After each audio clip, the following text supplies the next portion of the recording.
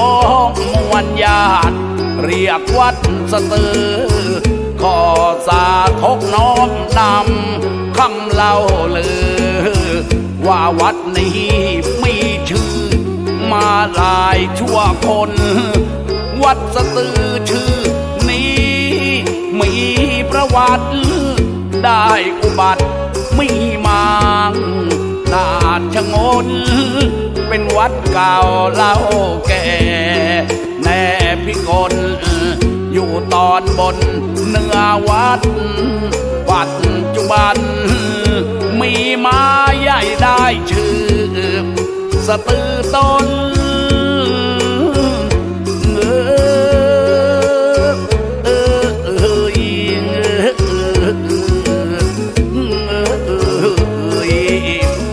มีไม้ใหญ่ได้ชื่อสตือต้นเป็นมงคลนิมิตคิดเสกสรรจึงได้นามตามนิมิตที่คิดกันเล่าผูกพันเป็นประวัติวัดสตือครั้นล่วงกาลนานมสมเด็จท่านพุทธาจารย์เรื่องล้นคนนับถือสร้างพระใหญ่ใสญาติราชระบือได้นามชื่อหลวงพ่อโตโชเกียรติคุณอนุสรณ์ตอนกำเนิดเกิดที่นั่นเห็นสำคัญเครื่องไม้ไว้เกื้อหนุนหวังจะเสริมเพิ่มบารมี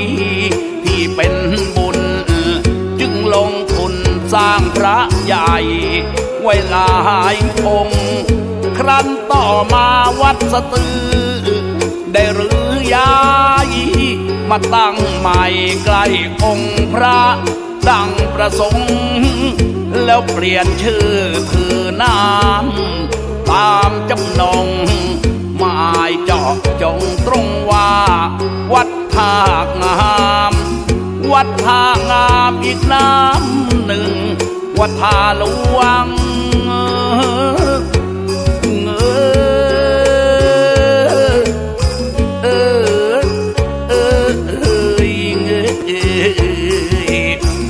วัดท่างามอีกน้ำหนึ่ง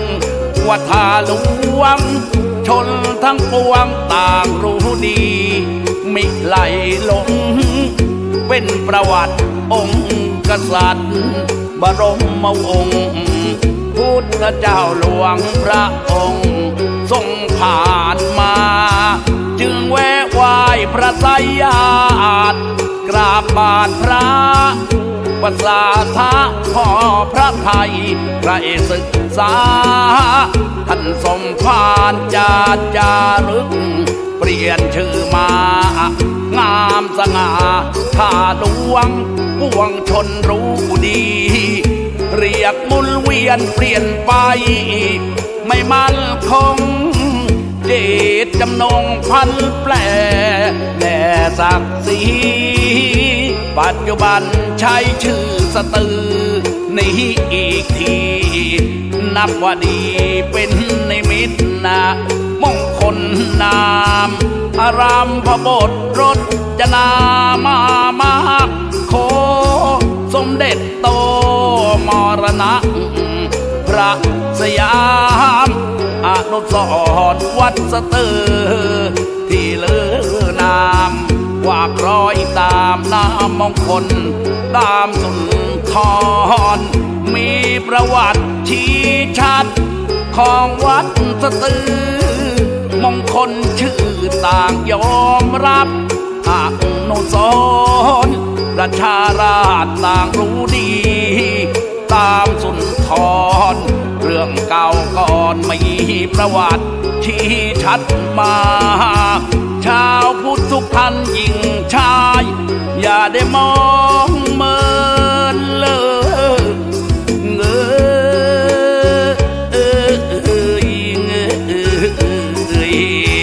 ชาวพุทธทุกท่านยิ่งชายอย่าได้มองเมินขอชวนเชิญช่วยบำรุงและ รักษามารวมใจสร้างบุญหนุนวัดวาสร้างคุณค่าพัฒนาคุณความดีและประวัติจัดให้ฟังยังไม่จบขอน้อมนบให้ทุกท่านละจงสุขีหานุสรณ์วัดสตือคือความดีประชาชีรู้เช่นได้เห็นจริงขอย้อนรอยถอยหลังอีกครั้งหนึ่งโปรดได้พึงสนใจทั้งชายหญิงจะเฉลยเผยประวัติจัดอ้างอิงตามความจริงที่กล่าวขานกันนานมาหลวงพ่อโตวัดสตือนี้ลือลั่นชนหมื่นพันใต้เหนือเชื่อนักหนาต่างเคารพนบไหวใจศรัทธาหวังบูชาชื่นชมในสมภารเป็นพระยาวใหญ่พอก็ด้วยอิฐตั้งสถิตเด่นรู้ดูตระหง่านเป็นพระนอนใหญ่ลำตามตำนานยาวประมาณ1 เซนเศษ6 วาสูง8 วาน่าดูสิมิใช่น้อยเงอ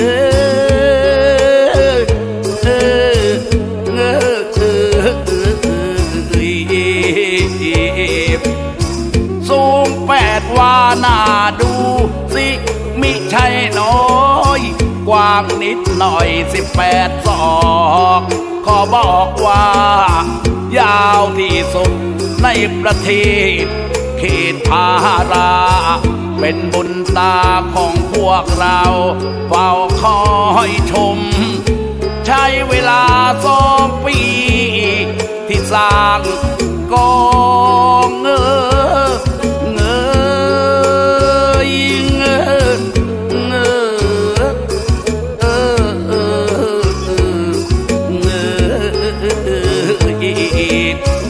ใช้เวลา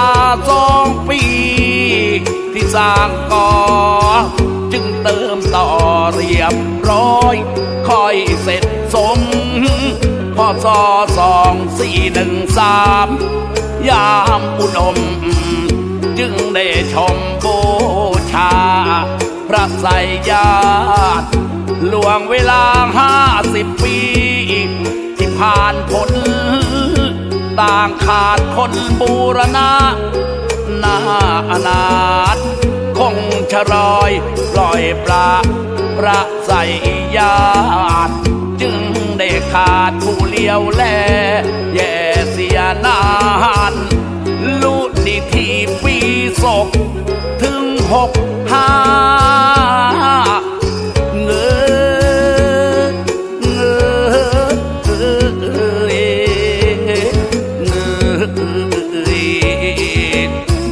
ลุดีที่ปีศกถึง65เกิดศรัทธาแรงใจยิ่งไพศาลหลวงพ่อบัดหัวแรงจัดแจงงานวางโครงการบูรณะกะฟื้นฟูลุล่วงถึงปี2499เหมือนกุศลบุญเก่าเข้ามาสู่ให้ยอดคนจอมพลปอได้อุ้มชู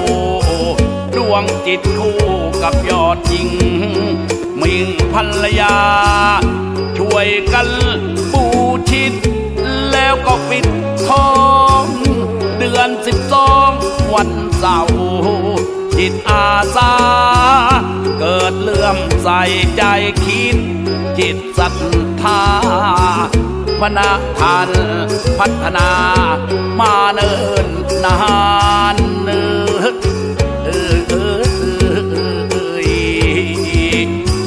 ดำเนินการ บูรณะองค์พระใหม่ แต่นั้นไซจึงเสร็จแผ่ไพศาลเดือน12และเดือน5หน้าสงกรานต์ให้มีงานเทศกาลประจำปีสาธุชนเนื้อตาอีกต่างไหลน้องบอกพี่น้องเชิญมาพาสุขีปิดทองพระ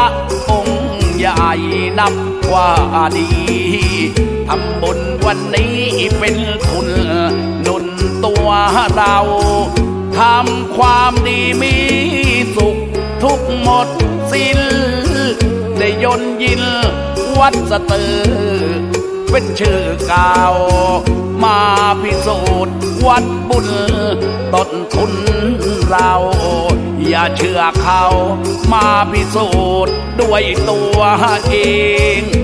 วัดสตือชื่อนี้ที่ท่าเรือ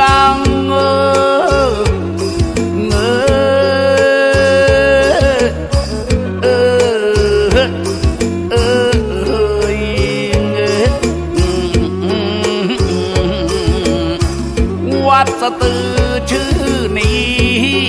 ที่ท่าเรือท่าหลวงชื่อตำบลนั้นละก็ตรงเพลง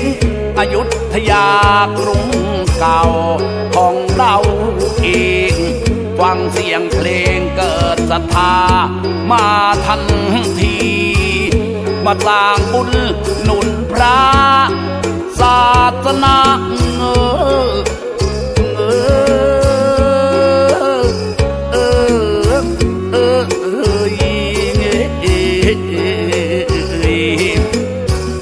มาสร้างบุญหนุนพระศาสนามาปิดทองพระแล้วทุกท่านจะสุขี